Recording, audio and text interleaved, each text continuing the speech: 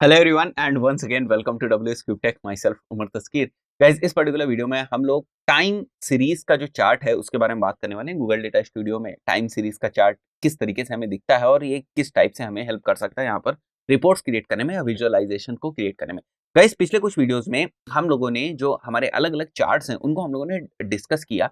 और अगर मैं आपको इस डिस्कशन का मेन रीजन जो है वो बताऊं तो गाइज यहाँ पर ये आपको ऑप्शंस बहुत ही छोटे छोटे लग रहे होंगे कि यहाँ पर बड़े सारे चार्ट्स हैं, छोटे छोटे विजुअलाइजेशन के एलिमेंट्स ही तो हैं। हम जिसको भी मन चाहे हम उसको सेलेक्ट कर सकते हैं और जिस भी टाइप से चाहे हम डेटा दिखा सकते हैं। गाइज ये ऐसा होता नहीं है। एक्चुअली आप क्या शो कराना चाह रहे हो, कौन सी इंफॉर्मेशन दिखाना चाह रहे हो, ये इस बात के ऊपर डिपेंड करता है कि आपको यहाँ पर कौन सा जो चार्ट टाइप है वो सेलेक्ट करना चाहिए। जैसे केवल अगर आपको नंबर्स दिखाने हैं, जैसे केवल आपको यूजर्स दिखाने हैं, केवल आपको नंबर ऑफ विजिटर्स दिखाने, केवल आपको नंबर ऑफ सेशंस दिखाने, तो उसमें आपको कोई बहुत ही लंबे चौड़े चार्ट्स की जरूरत नहीं पड़ेगी, बहुत कॉम्प्लिकेटेड चार्ट्स की जरूरत नहीं पड़ेगी। सिंपली अगर आप अपना स्कोर कार्ड वाला जो आपके पास विजुअलाइजेशन का चार्ट है उसको ही आप यूज करेंगे तो शो करा देंगे। बट वहीं पर जहां आपको विद रिस्पेक्ट टू टाइम किसी चीज की एनालिसिस करनी है, विद रिस्पेक्ट टू टाइम, आप समझने की कोशिश करो कि विद रिस्पेक्ट टू टाइम का क्या मतलब है। जैसे मैंने कहा कि पिछले एक साल के अंदर जो हमारा रेवेन्यू था वो किस तरीके से ग्रो हुआ। अब जैसे ही मैंने बोला पिछले एक साल के अंदर, बात किस चीज की हो रही है, टाइम की हो रही है, तो हमारे दिमाग में बात आ जानी चाहिए, हमें तुरंत समझ में आ जाना चाहिए कि यहां पर अब हमें टाइम सीरीज चार्ट की जरूरत पड़ेगी। तो ये एक बहुत ही इंपॉर्टेंट पॉइंट है जिसको हमें ध्यान में रखना है जब हम गूगल डेटा स्टूडियो को यूज कर रहे हैं कि हमें किस टाइप की इंफॉर्मेशन शो करानी है। और उस टाइप की इंफॉर्मेशन को शो कराने के लिए हमारे पास सबसे अप्रोप्रिएट जो चार्ट टाइप है या विजुअलाइजेशन का एलिमेंट है वो कौन सा है। तो एक एग्जाम्पल जैसे मैंने अभी यहाँ पर आपके सामने लिया टाइम सीरीज का। जब कभी भी टाइम के रिस्पेक्ट में कोई बात हो, आपका क्लाइंट ऐसे क्वेश्चंस के आंसर ढूंढ रहा हो जो टाइम से रिलेटेड है, आपकी टीम ऐसे क्वेश्चंस के आंसर्स ढूंढ रही हो जो टाइम से रिलेटेड है, आपको ऐसी चीजों की एनालिसिस करनी है, ऐसी डेटा आपको अपने सामने देखनी है जो विद रिस्पेक्ट टू टाइम जिसको एनालाइज किया जा सके, जिसकी एनालिसिस पॉसिबल हो। जैसे मुझे इंप्रेशंस कितने मिले ओवर द टाइम, ठीक है, तो ओवर द टाइम का जो टाइम पीरियड है वो क्या हो सकता है, वो डे वाइज हो सकता है, वो मंथ वाइज हो सकता है, this is basically time series, ठीक है, वो ईयर वाइज हो सकता है। अब अगर हम एक कोई ग्राफ देख रहे हैं, जब कभी हम ग्राफ देखते हैं तो उसमें अप्स भी होंगे, डाउन्स भी होंगे, ठीक है, पीक भी होगा और लो पॉइंट भी होगा, ठीक है, एक ग्रोथ का कर्व भी हमें दिखाई देगा जो अब ग्राफ ऊपर की तरफ चलता है, ठीक है, इंक्लिनेशन जिसको हम लोग बेसिकली बोलते हैं, इंक्लिनेशन भी हमें दिखाई देगा, डिक्लाइन भी हमें दिखाई देगा। तो हमें समझ में आएगा जब तक हम उसको टाइम के रिस्पेक्ट में नहीं देखेंगे, अच्छा ये जो जनवरी से फरवरी तक का टाइम था इसमें हम इंक्लिनेशन के ऊपर थे, फरवरी पीक में हम लोग पीक पोजीशन पे थे और उसके बाद मार्च में हम डिक्लाइन करना शुरू करें। तो जो मैं ये आपको टाइम नीचे बोल रहा हूं, ठीक है, कि जनवरी में हम ऐसे थे, फरवरी में हम ऐसे थे, मार्च में हम ऐसे थे, वो जब तक हम टाइम सीरीज नहीं बनाएंगे तब तक हम इस चीज को एनालाइज नहीं कर पाएंगे। और टाइम सीरीज बनाते ही इस टाइप के जो हमारे क्वेश्चंस हैं या इस टाइप की जो हमारी एनालिसिस है वो ऑटोमेटिकली बड़ी इजी हो जाएगी, ठीक है। तो इस चीज को प्रैक्टिकली कर लेते हैं, आ जाते हैं सीधे लैपटॉप स्क्रीन के ऊपर और अच्छे से समझने की कोशिश करते हैं। क्लिक किया हम लोगों ने इंसर्ट के ऊपर, इंसर्ट के ऊपर क्लिक करने के बाद या यहाँ से ऐड अ चार्ट, यहाँ से चाहें या इंसर्ट से, दोनों जगह से आप कर सकते हैं। We will come back to this time series. अब यहाँ पर भी अलग अलग आपको जो है थोड़े से वेरिएशंस दिख रहे हैं। एक तो हमारा बहुत ही जो बेसिक है, स्टैंडर्ड है, वो दिख रहा है। थोड़ा सा ये जो है फिनिश्ड है, स्मूथ है, हम इसको बोल सकते हैं, इसीलिए इसका नाम स्मूथ एंड है। और ये थोड़ा सा स्पाइक लाइन है, थोड़ा सा नुकीला टाइप का है। तो ये एक्चुअली रिप्रेजेंट किस तरीके से हो रहा है उसके ऊपर है।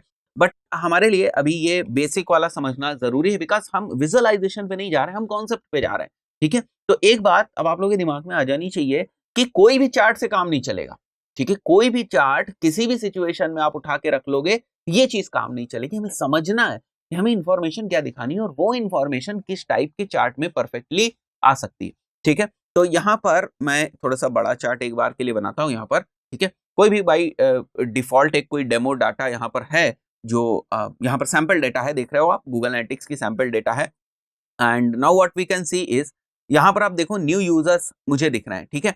अब आपको समझ में आ रहा होगा कि देखो यहाँ पर 29 और सितंबर और 1 अक्टूबर के बीच में यानी 30 सितंबर को एक बहुत ही बड़ा स्पाइक या गेन हमें दिख रहा है न्यू यूजर्स में, ठीक है।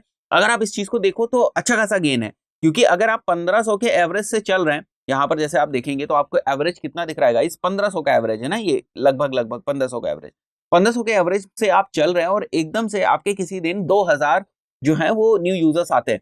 तो अगर वो 2000 न्यू यूजर्स आ रहे हैं तो बेसिकली वो उस दिन आपने कौन सी ऐसी एक्टिविटी की थी कि आपके जो है 2000 जो है न्यू यूजर्स आपको मिले उस दिन, ठीक है। तो ये उस दिन जो मैं बोल रहा हूं ना, उस दिन, उस वीक, उस मंथ, उस ईयर हमने ऐसी कौन सी एक्टिविटी की थी कि ये फ्लक्चुएशंस हमें देखने को मिले। तो जो मैं टाइम के रेफरेंस में बात कर रहा हूं, ऐसी चीजों के लिए हमें टाइम सीरीज का जो चार्ट है इसकी हमें जरूरत पड़ती है। फाइन। तो यहाँ पर जो डायमेंशन है that is by default date, ठीक है। हम इसको चेंज कर सकते हैं, we can make it like month, ठीक है, and month of the year हम इसको कर सकते हैं। तो अब देखोगे आपको मंथ में यहाँ पर जो है पता चल जाएगा, सितंबर अक्टूबर, यहाँ पर मंथ हमें पता चल जा रहा है, ठीक है। मंथ ऑफ द ईयर जो ये है, ठीक है। एंड देन एक बार और हम लोग यहाँ पर मंथ टाइप करते हैं, ठीक है। मंथ ऑफ द ईयर इसको सेलेक्ट करते हैं हम लोग एक बार के लिए, हाँ हियर इट इज, राइट। तो अब आप देख सकते हो कि ये ओवर द टाइम यहाँ पर जो कंप्लीट ग्राफ होता अगर आपको, तो वो किस हिसाब से आपको दिखता है। Anyway, coming back to the main concept which is like, हम लोग डे पे आ जाते हैं, डे ऑफ द वीक पे या डे ऑफ द मंथ पे भी आ सकते थे आप।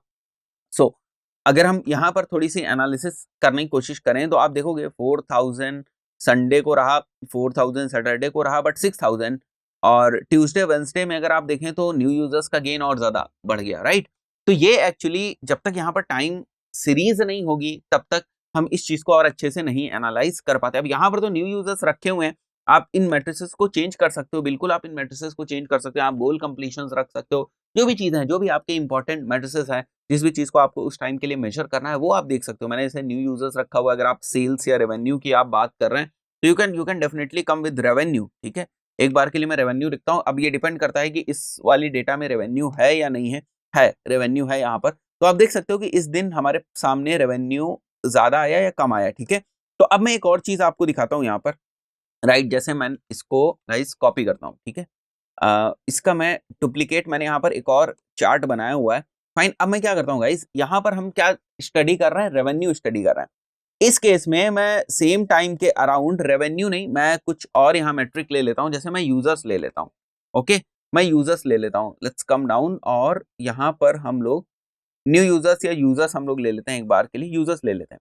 तो आप देखोगे कि यहाँ पर हम कुछ को रिलेशंस क्या स्टैब्लिश कर सकते हैं, हम क्या कुछ टाइप की स्टडी कर सकते हैं कि जिस दिन हमारे यूजर्स ज्यादा आ रहे थे उस दिन हमारा रेवेन्यू ज्यादा हुआ, या जिस दिन हम यूजर्स के पॉइंट ऑफ व्यू से इंक्लाइन कर रहे थे, ठीक है, यूजर्स वाली स्लोप पे हम आगे बढ़ रहे थे, क्या उस दिन हमारा रेवेन्यू भी आगे बढ़ा। बट यहाँ पर बहुत ज्यादा उस पॉइंट से हम कन्विंस होते नहीं दिख रहे हैं। दूसरी बात हम देख सकते हैं यहाँ पर जो यूजर्स आ रहे थे वो मोबाइल से आ रहे हैं, ठीक है। अगर वो मोबाइल से यूजर्स आ रहे हैं, आप इसके ऊपर और भी ज्यादा स्टडी कर सकते हैं, फिल्टर्स लगा सकते हैं कि आपको केवल मोबाइल वाले यूजर्स चाहिए। तो जो लोग मोबाइल से आए उन्होंने क्या रेवेन्यू में उनके साथ कोई कोरिलेशन यहाँ पर बैठ रही, ठीक है। जो लोग मोबाइल से आए, जितने ज्यादा लोग मोबाइल से आए, ठीक है, कहीं पर अगर हमें स्पाइक दिख रहा है, मोबाइल से आने वाले लोग ज्यादा हुए, तो क्या उस दिन कोई रेवेन्यू में गेन हुआ, ठीक है, या रेवेन्यू जो है शूट हुआ ऊपर की तरफ। तो ये जो हमारे पास अलग अलग यहाँ पर जो चार टाइप्स हैं, ये हमें एक्चुअली बताते हैं कि हमें किस टाइप की डेटा को उन चार्ट से एनालाइज करना चाहिए। बात समझ में आई, ठीक है। और बाकी तो जब आप यहाँ पर शो कर दोगे प्रॉपरली उस चीज को, उसके बाद आप देखोगे कि विजुअलाइजेशन में एक्चुअली वो दिखता कैसा है, या आपके क्लाइंट या आपकी टीम, या अगर आप खुद देखते हो तो आप कितना उससे सेटिस्फाइड हो, ठीक है, दिखने में। बट इंपॉर्टेंट चीज ये है कि जब हम डेटा दिखाना चाह रहे हैं तो ये भी हमें समझना है कि हमें कौन सी डेटा दिखानी है और उसके लिए कौन सा चार्ट जो है वो सबसे बेहतर रहेगा। दोस्तों इस पर्टिकुलर वीडियो में इतना ही, मिलता है नेक्स्ट वीडियो में। Till then good bye.